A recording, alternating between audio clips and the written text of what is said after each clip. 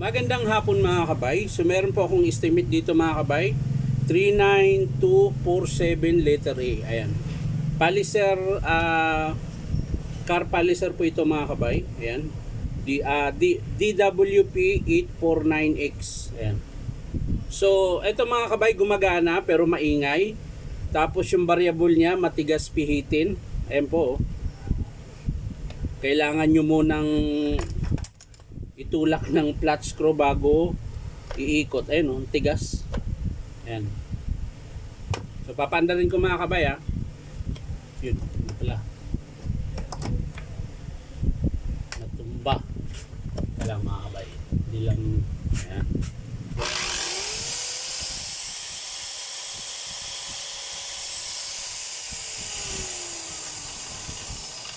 Tapos maingay din po yung andar ng gear. Ayan, so dalawa yung kung sakaling papalitan dito mga kabay, yung gear tsaka yung module niya mga kabay. Ayan, yung speed. Ayan. Matigas po, hindi na po naiikot. Tsaka hindi na nagbabago yung variable niya. So tara mga kabay, buksan natin, samahan nyo po ako. So yan mga kabay, nabuksan ko na po. Ayan, puro alikabok po. Puro alikabok.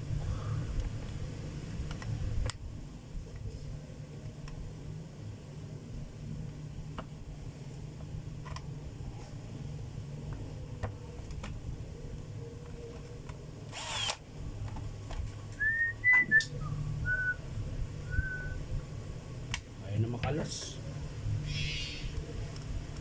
Ayun, napipihit pa naman siya mga kabay dito.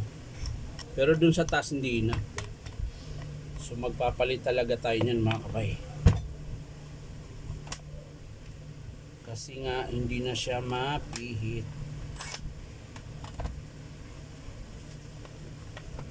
Yun, ayun. Yun, pudpud pala mga kabay.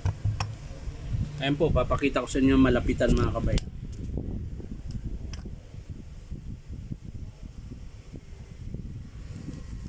Pakita natin ng malapitan kasi hindi makikita. Ayan. So ito mga kabay, kaya maingay po yung andar din niya. Ayan. Ayan. Kung mapapansin nyo po, yung pinaka ngipin ng armature, ayan. Bali manipis na po siya mga kabay. Ayan. Ayan po. Tingnan nyo po yung dulo, manipis na. Dapat ito yung kapantay niyan. Ayan, yung nasa pinakataas. Dapat ganyan siya kakapal. Ganyan siya kataas. Ito wala na. Ayan. Ayan, pansinin nyo po yung ngipin niya mga kabay, manipis na. Ayan. Kaya po siya maingay. Sigurado ako pati yung gear nito mga kabay. Ayan. Pati gear nito, papalitan natin. Tsaka yung, ayan o, malakas na yung palag. Bearing. Tapos brass cap mga kabay, yan kailangan din natin magpalit. Damay na natin yung carbon. At syempre yung itong module mga kabay buo pa. Ito yung module nya. Ito yung controller, yung may speed na hanggang mula 600, 1000. Ayan, napipihit siya dito 3.5, ayan. Nga lang, kahit napipihit ito mga kabay, hindi na siya nagbabago yung bilis. Naka single speed na lang siya. So magpapalit din tayo nitong speed niya, yung control speed. Ayan. So bali ang papalitan dito mga kabay, armature, gear,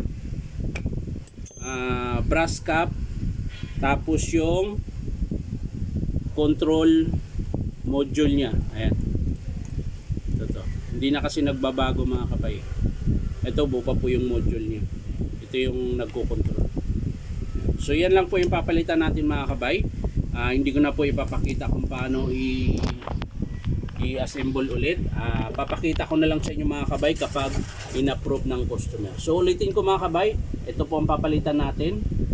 Hindi lang po dito ang manipis, pati po sa commutator niya po mga kabay manipis na rin. So magpapalit tayo niyan, tsaka yung gear at yung brass cap, tsaka yung control module niya. Ayan, yung sa speed to mga kabay, yung variable ng speed. So yan lang mga kabay, maraming salamat sa panunood at palike and share na rin po. At syempre po, subscribe nyo po ito akong YouTube account na Inom Tabay. So maraming salamat mga kabay. Bye bye.